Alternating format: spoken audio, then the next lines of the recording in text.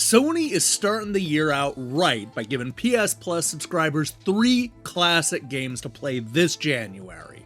That's right, after months of nothing, we're finally getting more 32-bit titles, including Syphon Filter 3, Hot Shots Golf 2, and the oft-forgotten Star Wars Demolition.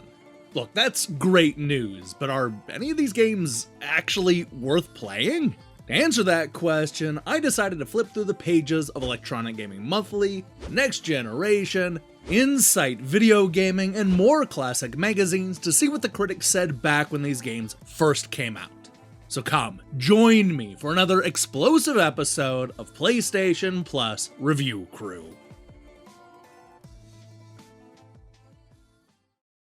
Alright, here we go, baby. Wind blowing out, 3 irons straight to the green. Come on, get up there! Oh, come on, baby! Whoa! Come on, baby, get in the hole! Hole in one. That was huge! Woo! Hot Shots Golf 2. Golf. For the people. Rated E for everyone. PlayStation. Released 2 years after the first game proved to be a runaway hit with both fans and critics, Hot Shots Golf 2 is yet another accessible sports game that makes getting into golf both fun and easy. With its cartoony graphics, over-the-top character designs, and colorful courses, this is a fun alternative to the self-serious golf games from Electronic Arts and other publishers. It's also a big improvement over the bare-bones original, shaping what fans could expect from all future Hot Shots releases, both on the PlayStation and more advanced Sony systems. Now, much like the original, the critics were completely won over by Hot Shots Golf 2's charm.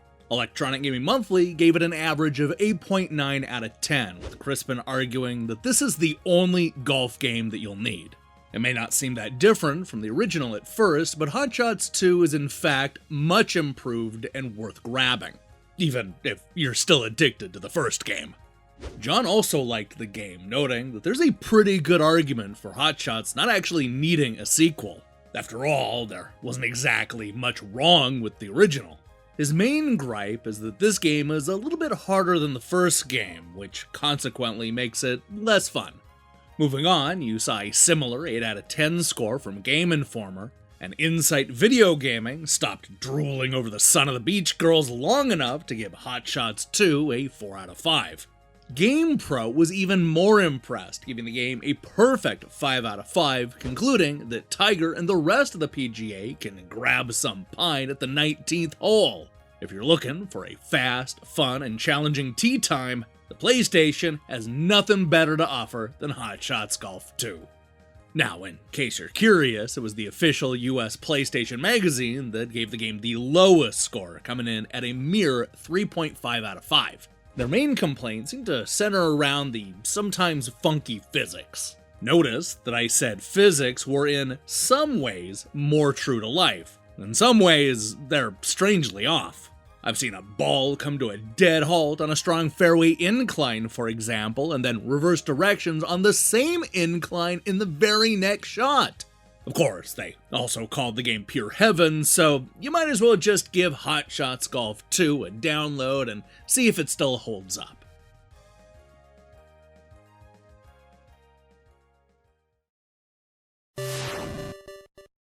No matter what you thought of the prequels, the early 2000s was a good time to be a Star Wars fan, especially if you were a gamer.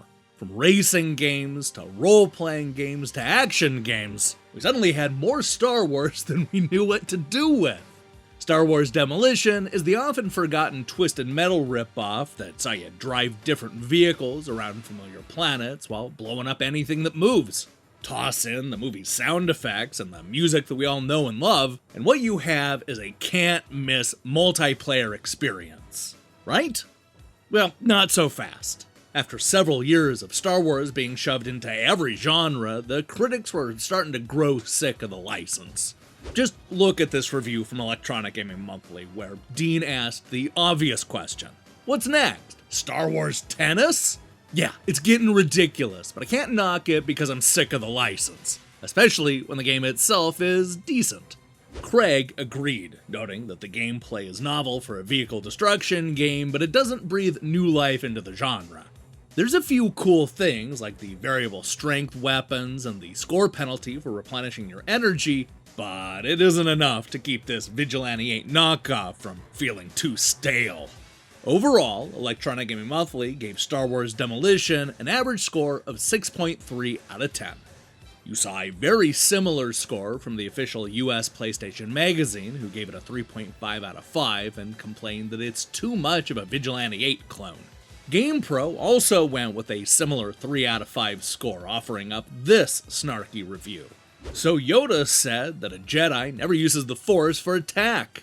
Shows you what a Muppet knows. Star Wars Demolition's revved up mercenaries battle for vehicular supremacy in a galaxy far, far away. But graphics and gameplay problems keep this game from shooting the stars.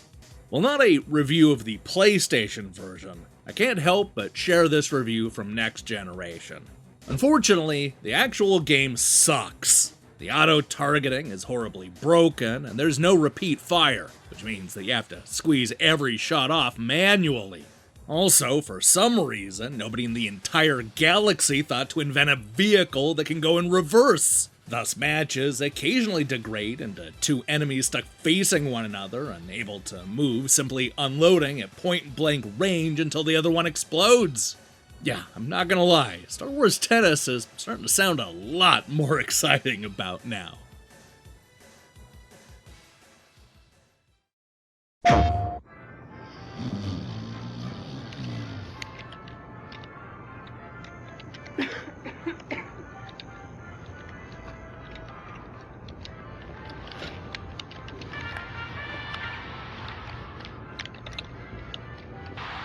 That'll pump up a team.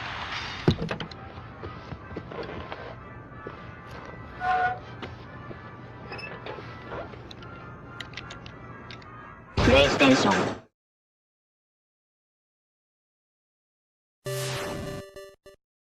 Say what you will about the classic games on PS Plus, but at least Sony has been good about getting people their Syphon filter fix.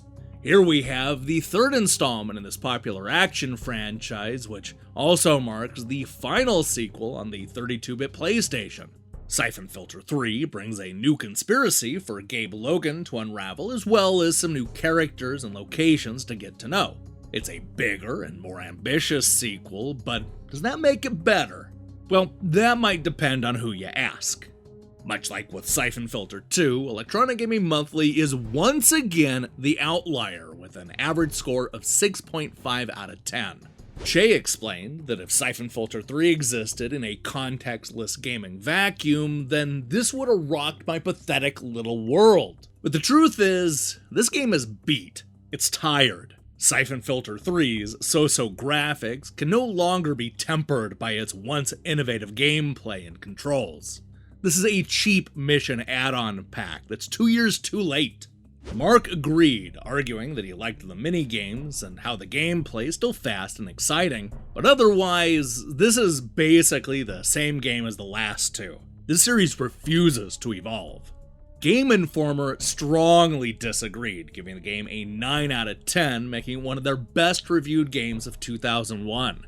You saw a very similar score from GamePro, who may have complained that it's less of a true sequel than a level pack with new missions, but argued that Syphon 3 won't disappoint fans. Polished, absorbing, espionage-themed action makes it another must-play mission. GamePro gave it a score of 4.5 out of 5. Now, believe it or not, even the often negative Next Generation disagreed with Electronic Gaming Monthly. In their 85th issue, Next Gen made the case that Syphon Filter 3 proves that there's still life in the PlayStation.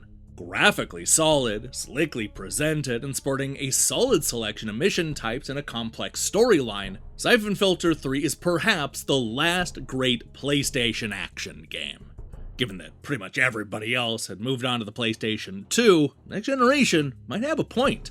I say give Syphon Filter 3 a download and see who's right, EGM or pretty much every other critic. You be the judge. I win! I win! Baby brother Timmy lost again. When my brother wins at video games, the whole world knows it. I had to get better, so I went to Blockbuster. Lots of games to choose from. I got 5 evenings of practice. Bow before your king. Baby brother. And when I won, it was payback time. He had to do what I said. Dan? Blockbuster, are you game enough? Hey, thanks for watching me talk about these classic magazine reviews. If you liked what you saw here, then you should know that we post one of these episodes every single time Sony adds a new retro game to the PS Plus service. We also have a similar series dedicated to the Nintendo Switch Online subscription service, so I recommend checking out both of those playlists. Now, here's the question I have for you. What PlayStation 1 games should be added to PS Plus next? Oh boy, they're dripping onto that service as slowly as possible, so I don't know, we're gonna be lucky to even get 15 games this year. But look, I'm still curious to see what you want to see announced. Let me see your picks in the comments below. In other news, we'll be back later this week with a look at the Breakers collection, as well as some 2022 cleanup. If that sounds good to you, then I strongly recommend you click that subscribe button and support what we're doing here. Until then,